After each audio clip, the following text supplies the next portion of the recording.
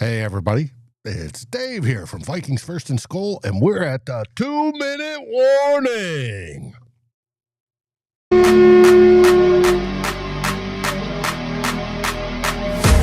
Welcome to Vikings First and SKOL's live at the 2-minute warning.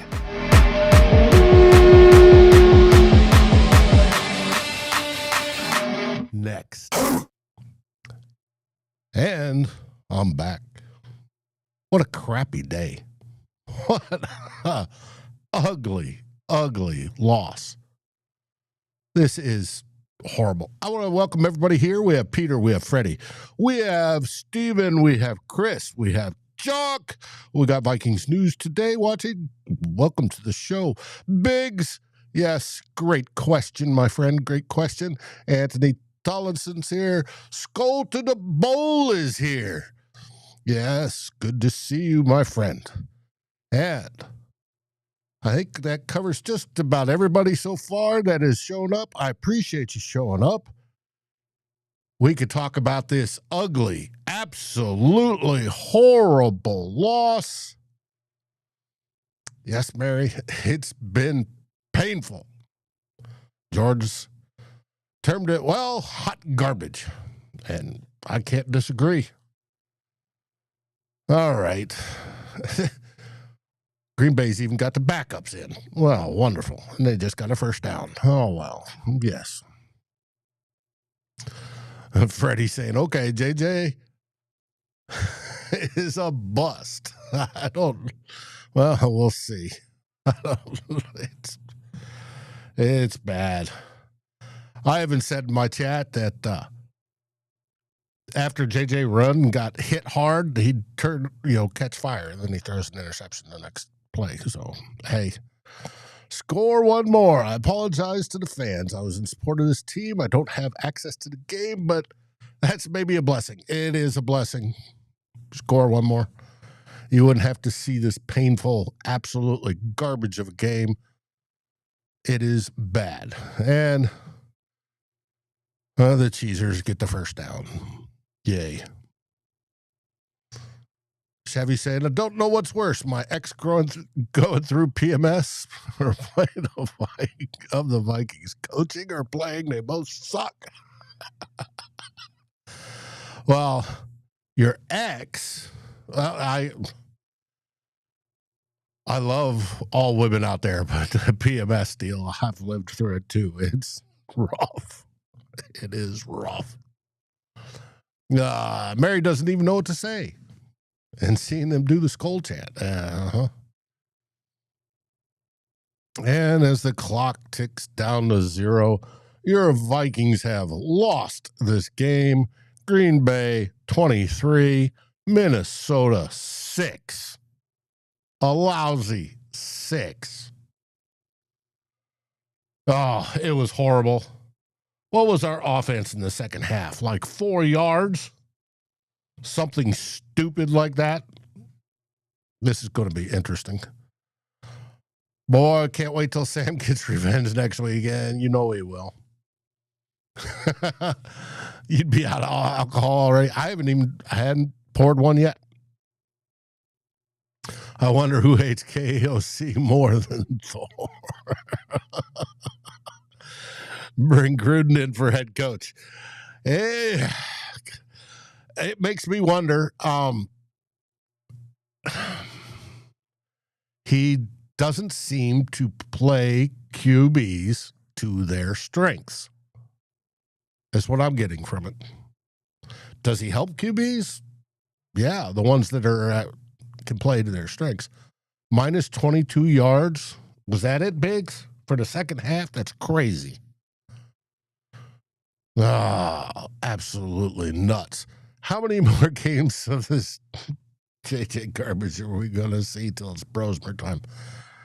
Probably a few more, at least. Score one more pour. He just poured one. Well, I'm going to wait till the guys join me, and I probably will too. I've got the bottle here. Kilmore Irish and a sherry cask for today. But cheers, forlorn. Yes. Mary hates losing. We're getting a whole bunch of JJ sucks, minus 22 yards. Vikings set some sort of new NFL record. Yay.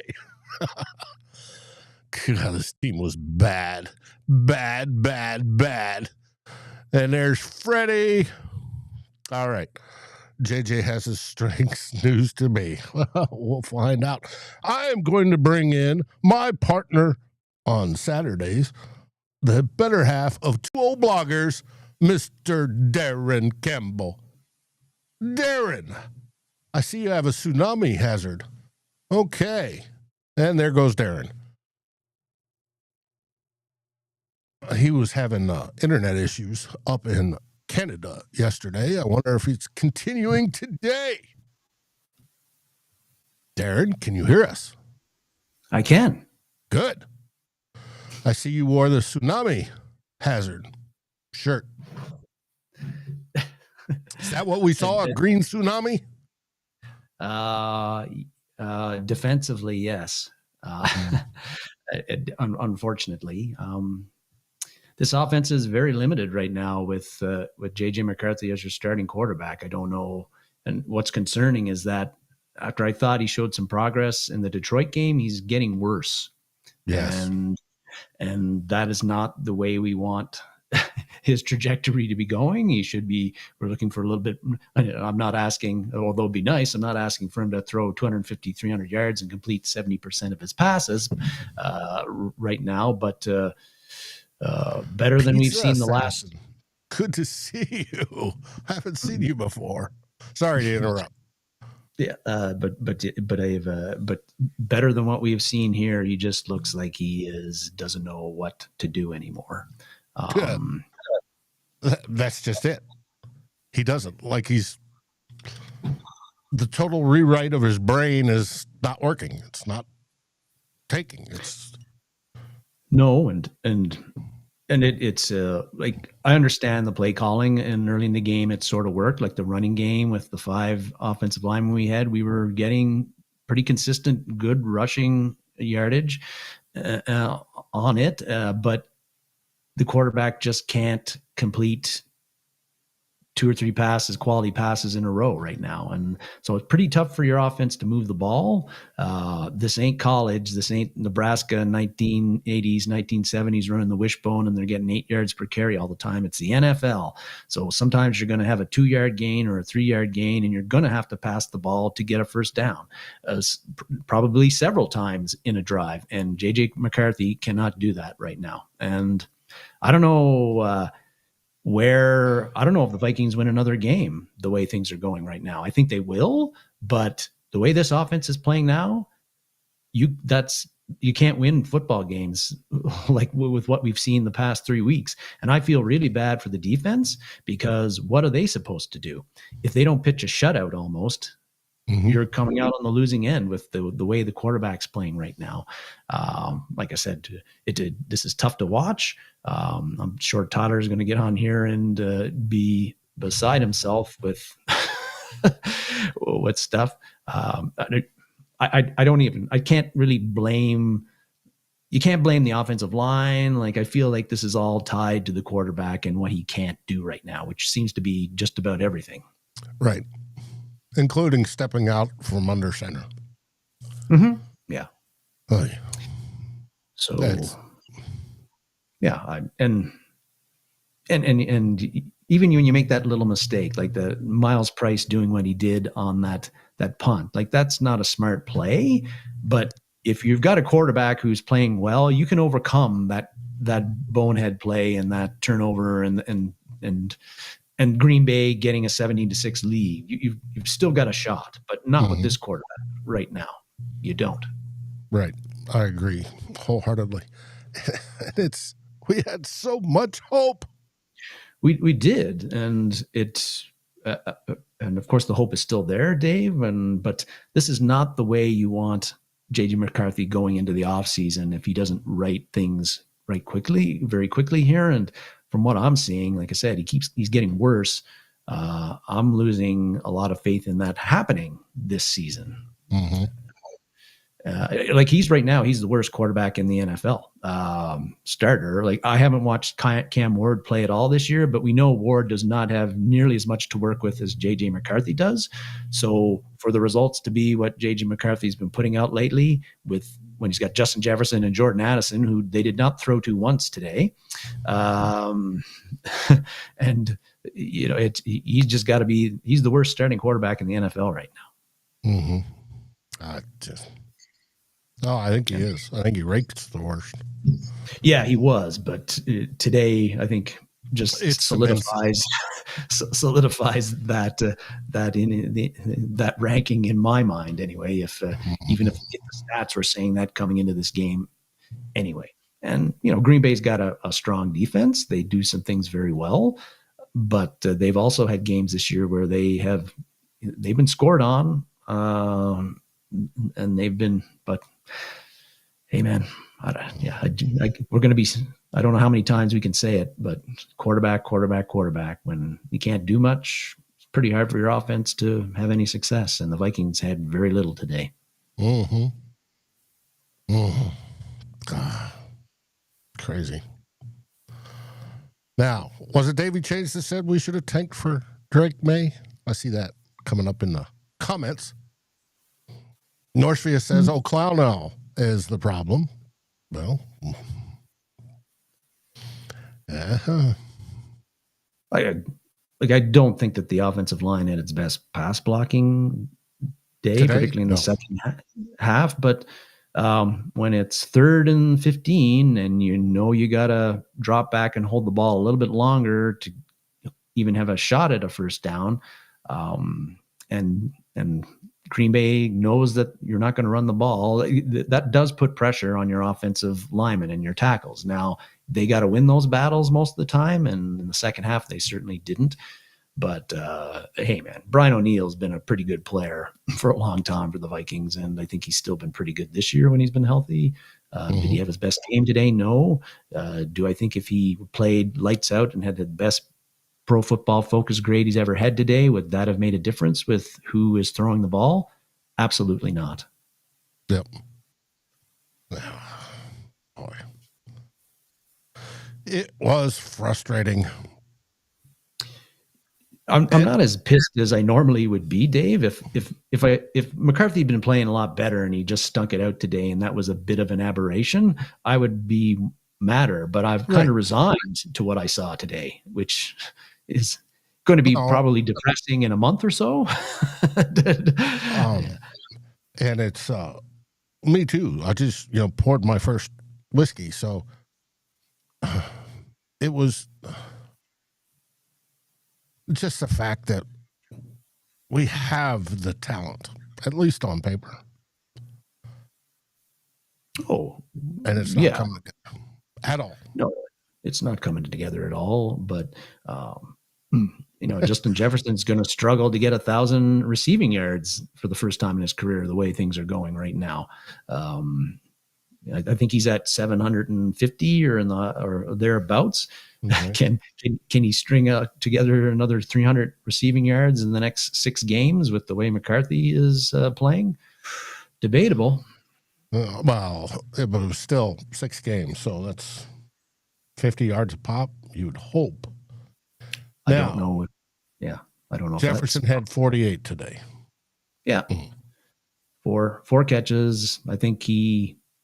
I'm not sure if there were. I'd have to look at his targets. It felt like he caught everything that went his way, but it's less than 6 targets. Yeah, so the offense I think had 4 3-and-outs in the second half, or way too many. Yeah, way too many. But hey, here we go. Let's hear it. No, it's not. It's Jonas. Jonas is joining us. Jonas won't be very happy either. No, I'm sure he will not. I'm sure he will not. Here we go. Boom, boom. Now, if I could get my stuff squared away and bring him in. Jonas, how you doing, buddy?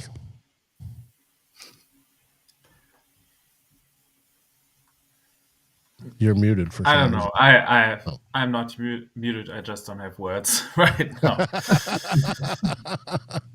Yeah, it's like, this is unwatchable. This is just unwatchable.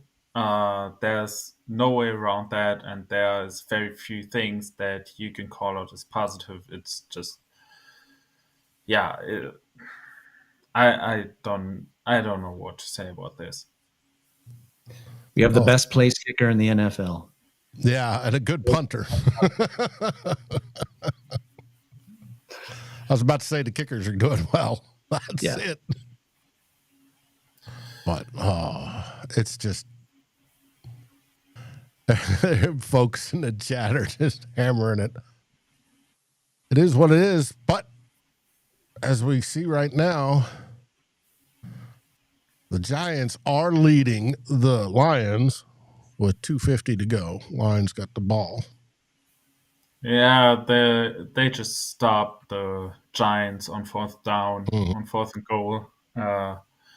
So yeah, I wouldn't be surprised if the Lions now just drive down the field and win this, because I mean, they have an offense that you could expect that from, unlike certain other teams. Yeah, it's and even if our offense does something like that, we know the special teams are going to screw it up. Like, it's tough to just pin it on one part of the team right now. Like, of course, the offense is really bad, but you have bad special teams play. You have some things on defense that, even though it's not a total disaster, you still think like, this should be better. This is just overall not a good football team. Have they been mathematically eliminated, Tyler? No. If they were to win their final 6 games, which at this point, if they win one game, I'd be happy. They can still make the playoffs, but I don't think we should be talking about playoffs with this team. I think we should be talking about the root cause of why they suck. And I've kind of come to the conclusion, I think this is just a mentally weak football team. When you look at whenever something goes wrong, they crumble, they fold. And that I really want to get the answer as who's completely at fault for that Myles Price botched return, I guess you could call it, because it looked like he was calling people off and then he went and blocked, which is what he's supposed to do. But then where was the communication after that point? Because he then got blocked right into the football. So was there communication from someone like Ty Felton or Tavier Thomas as a gunner to tell him, get out of there? So I don't know who's completely at fault, but I can tell you this. Matt Daniels, these kind of things continue to happen with the special teams unit. Going into this game, they were number 3 overall in penalties as a special teams unit, number 1 in just penalties on the kick return. So whenever something like this happens, you can just tell the entire team just got deflated, and they were never mentally back into the game. It was incredibly disheartening. If something like that happened, a lot of teams will be able to, maybe they don't win the game but they come back and they at least fight. It felt like this team just collapsed and they were done. And to me, that's the biggest takeaway I have from this game. There's talent across the board. They held the Packers relatively well on offense. It was 23.7 was gifted. So the defense really only allowed 16. And Jordan Love is, it's amazing how weak of a football he throws half the time. And it just floats like a feather. And then all of a sudden ends up in a receiver's hands. It's baffling how it just keeps happening that way. JJ McCarthy wasn't good. He had a couple really nice throws, but then you could tell as he was trying to make things happen, he was pressing late in the game. He was not going fast enough, and a lot of his worst traits came out. The throw to Jalen Naylor, I don't even mind the decision. I thought the decision was fine. They talk about, clear out routes. You don't throw them. In this offense, you do. If you see it, that was open. And you know what? If that ball is a foot shorter, that's a big play. And then all of a sudden it's like, hey, all right, JJ, let's go. He skies it, which has been a constant theme for him this year with some of the mechanical issues. And it's a pick. The sacks that he took in the red zone, or sorry, not the red zone, inside the 20 were awful. And I want to know how much was his fault, because they made comment on the broadcast that it looked like the play was supposed to get out really quick and be like a screen pass. And I'm curious with how Darrisaw was blocking on some of those, it almost looked like, hey, just don't let him get to McCarthy within 2 seconds and just push him away, because it felt like that's how he was trying to play some of those. And then McCarthy has the ball after 3.5 seconds. How is that on Darrisaw? I want to find out those answers, and I think the All-22 is going to give it to us. This is a bad football team now, and there are going to be some significant changes to this coaching staff. Personally, I don't think Kevin O'Connell's job is at risk. I don't think Kwesi Mensah's job is at risk. If you fire one of them, you have to fire both of them. You can't just do one. And you're not going to fire O'Connell. You can fire the head coach and not the GM, but why would you fire O'Connell after all the success he's had? I think that there are deeper issues with this team, and it starts with the assistant coaches. They need to get youth, and they need to prioritize it. And I think the draft is finally going to give us that. I think this is one of those games where you need, as Chris asked in the chat, you need like at least a 6-pack of Busch Lights to feel any kind of better. Not only did the Vikings lose to the Green Bay Packers, my Gators lost to Tennessee. And I dislike Tennessee a hell of a lot more than I dislike Green Bay, if you can believe it or not. So I have had a bad 24 hours. This team needs to figure their shit out. It's embarrassing. This was the worst I felt watching a Minnesota Vikings game since Leslie Frazier was the head coach. There was nothing entertaining or fun about it. It was brutal. It was ugly. And I feel like I need a bath after watching this. Just nothing redeeming about it. The run game looked good early, though, I guess. Whose dog's barking? Mine. Barking at nothing, probably. Or the polar bear that's coming to your front door. Yeah. But it's just... Well, we're going to discuss it more, obviously, this week, Tyler, especially once you get a hold of the All-22. Freddie says, like a dog in the street. Thank you, Anthony, for the super chat. Rant time. How in the hell do you not think about firing people after today? You can tell this team doesn't care. Players and the coaches, Daniels and Cooper, need to be fired. KOC's worst loss as a head coach. I think Daniels needs to go, but why are we going to fire Chris Cooper? I think as an overall, I know Dave's got his own qualms with him, and I think those are very fair. But when you look at the offensive line play overall this year, I really don't think they're the problem. I really don't think it's been that bad. This was the first game where they had any semblance of what they thought their starting line was going to be, and then they lost Darrisaw and Jackson at the end. I think they've been fine. And some of the things I've kind of been hearing behind the scenes about Cooper, like I think he's a good coach. And I think some of this stuff, like he made Blake Brandel a quality starting center. He made Blake Brandel a good swing offensive lineman that you thought, hey, maybe we could have this guy be a starter. And when he was next to Darrisaw, he was good. And they navigated, and some of this is a JJ McCarthy problem because quarterbacks make their offensive lines look better and worse. And he's made them look worse because how long he's taken to make decisions down the field. You can't hold the ball for 3.5, 4 seconds constantly and expect the offensive line to look good. Like one of the reasons why Ed Ingram is so successful right now in Houston is because he was always a guy that just continued to need reps and need time. His losses were always going to be rough, but he was going to figure it out. And he has. And you know what? I don't think that's on Cooper. I think that's on the patience of somebody else, where either it'd be KOC or Kwesi Mensah. From what I understand, it was KOC. And that element plays into all this. We can't just blame the O-line coach. This team is bad. They are not playing well. They appear to be mentally weak. And I think assistants need to go, but personally, I don't think Cooper's one where I look at and like this needs to be a priority fire. I think it's Matt Daniels. I think it's Josh McCown. And I think you got to consider Wes Phillips.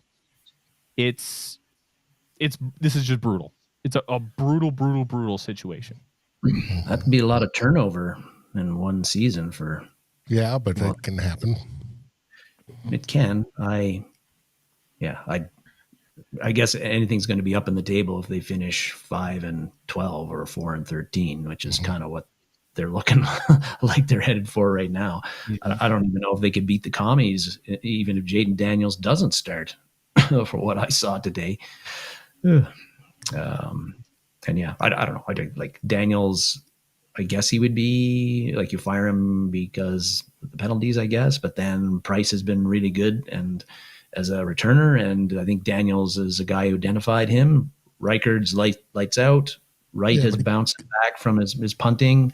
But when people can't keep in their lanes and stuff, that's all coaching and discipline. Yeah, but are we talking about the last kickoff return, like against the Bears? I think Daniels came up to the podium and said, "Hey, how many?" When they talked about kicking it out of bounds last week, and he said, "You know how many kick returns we've had this year that went past the 35-yard line?"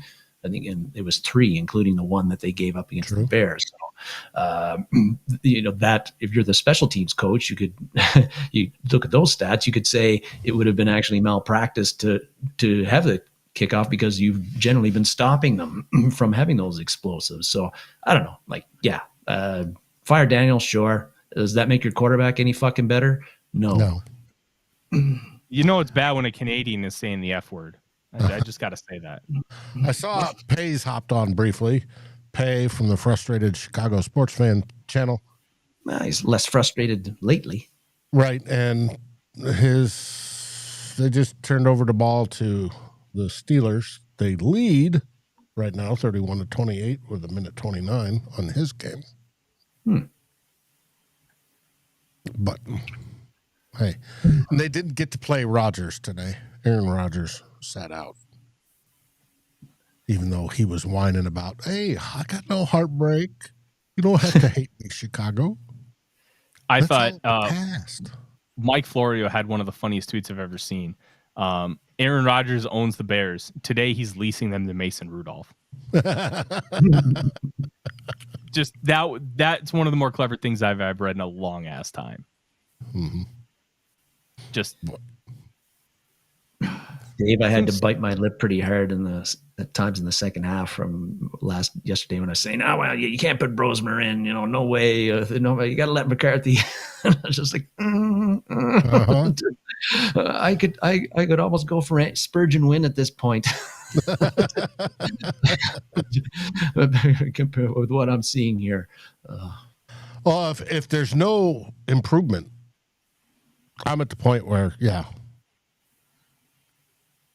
I don't think this season, because this season is not about maximizing outcomes at this point. So just let him play out the season and see what we have and see if we can get any ounce of improvement out of there. But if there's no substantial improvement, like, you have to at least get somebody in for, I'm not sure if you say it's serious competition, but you have to get at least a high-end backup so you can go to your team and your and potential free agents that you're going to sign to convince them that even if McCarthy doesn't improve, you have a way that this offense can be functional. And at this point, as long as McCarthy hasn't shown that he can operate a functional offense throughout a football game, you've got to have somebody else in who has proven that. And because of that, I think I'm at the point where after this season, you don't bring in a high-profile guy, you don't bring in Kyler Murray or something like that, but I've seen people talk about Mac Jones. One guy that we actually saw on the field today, I think could be an interesting. Yes, I know somebody in here who believed a lot in him, so maybe that's an option. But at this point, McCarthy has to show something So to make the Vikings go into next season with him as the undisputed starter. I still think that you go into next season with the intention of starting him, as long as he doesn't horrifically lose out the camp battle. But to be undisputed, he needs to do better in the last few games. When did San Francisco start Purdy?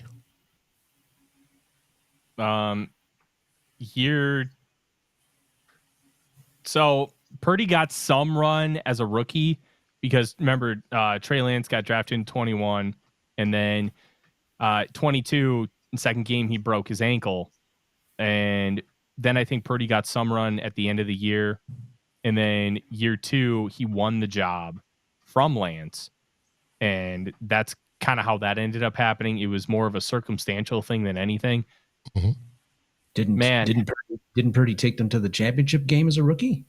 Like Lance got hurt and Purdy took over and he never let it go. Did he? I don't remember who's in the 22 championship game. It was Philly and San Francisco, I'm pretty sure, and that was a game where Purdy and they had to put in Josh Johnson, and Johnson got hurt and it was Wildcat in the fourth quarter. That's right. By the way, Chicago did win and retains first place in the division.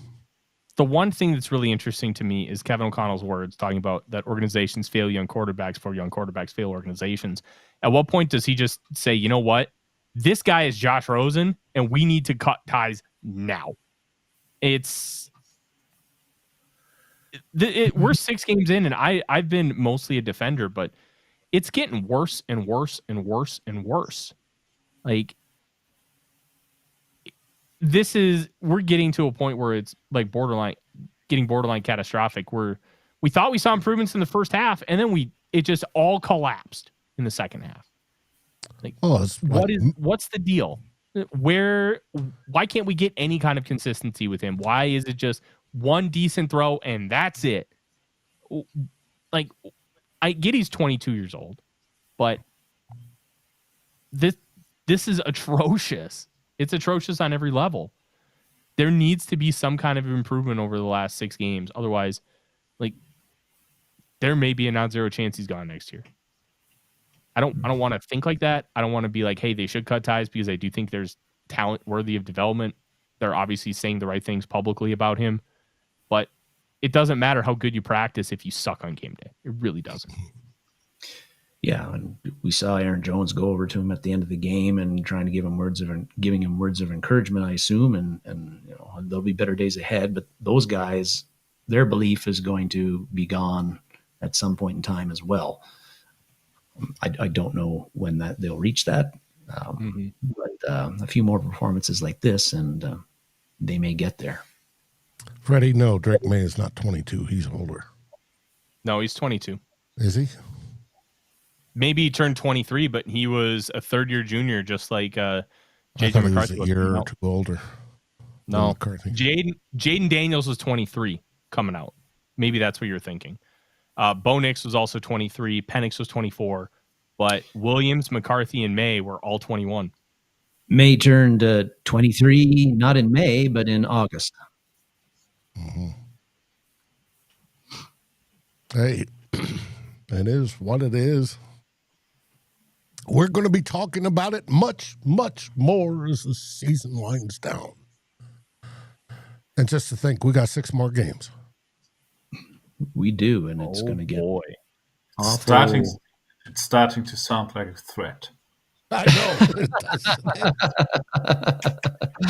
know. Yeah. Oh, you got that right. Well, yeah, it's going to be challenging to keep on talking about how bad James McCarthy is if this continues. Like, what more do you say after a while, right? Like, I think the issues have been identified, like the mechanics, sailing balls, not holding the ball too long, not being able to read the defenses properly, and so he's holding the ball too long. I don't know, but please keep on coming back and watching us. Please do that. Freddie says tank for Arch Manning. Arch Manning had a good day yesterday. He was playing against the worst defense in CFB football, apparently. Like Arkansas has given up 30-plus points a game. I don't think Arch Manning is coming out this year. Yeah. Arch is weird, and I don't mean that as an insult. I mean that as he wants a college experience. He is not the kind of guy who's going to come out early. Peyton didn't come out early. Eli didn't come out early. The dude's making millions of dollars at Texas. He does not need to come out. He does not need to come out for money. Stay another year, get your development, and then you'll be way more pro ready when you go. And I think that's going to be what happens. There are two guys that really stand out in this quarterback class, and they're probably both going to be gone by the time the Vikings pick anyways. Mendoza and Dante Moore of Oregon, Ty Simpson from Alabama, has really good flashes, but very inconsistent when it comes to some of the little things that you want to see from a quarterback. Moore and Mendoza have been really, really solid across the board. Like, I don't think the Vikings will or should draft a quarterback, but they very well could bring in somebody. It's just, if you bring in like Mac Jones, no. Well, as a backup, I can understand, but so here's the thing. If you were to bring in Mac Jones, you're going to have to pay him bridge starter money.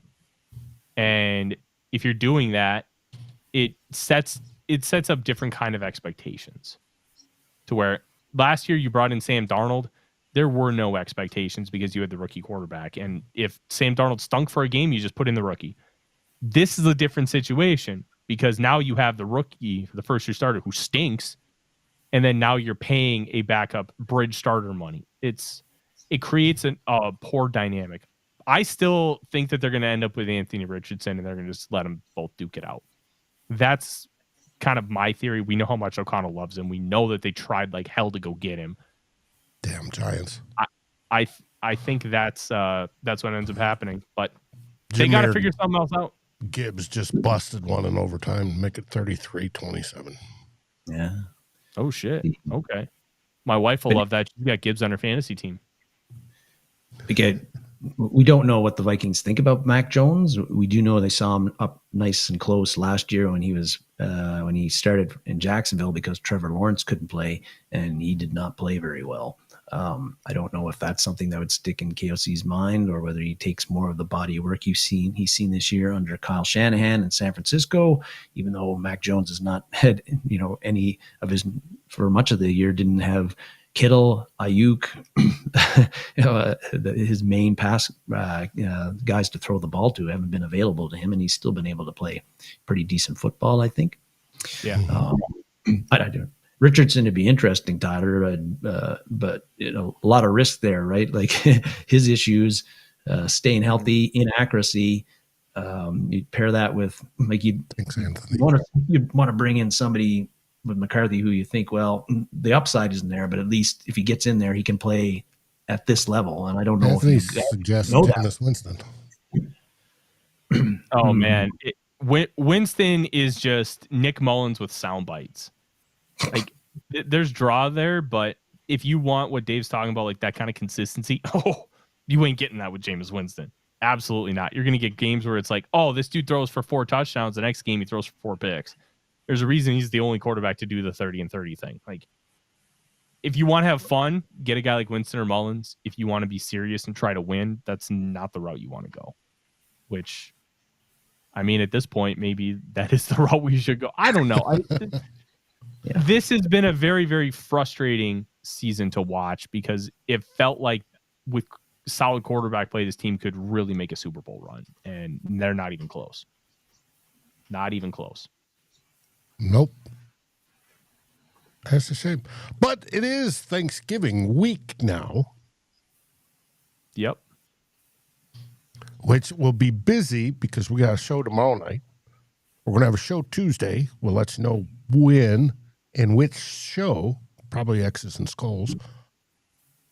I'll be on Wednesday on the Who Will Be King NFC North Roundup, which I'm sure I'll be given grief by. That'll be a painful one for you, Dave. Yeah. by the guys on there. And you don't have a Packer guy, right? It's just the two Lions. We and don't. UK?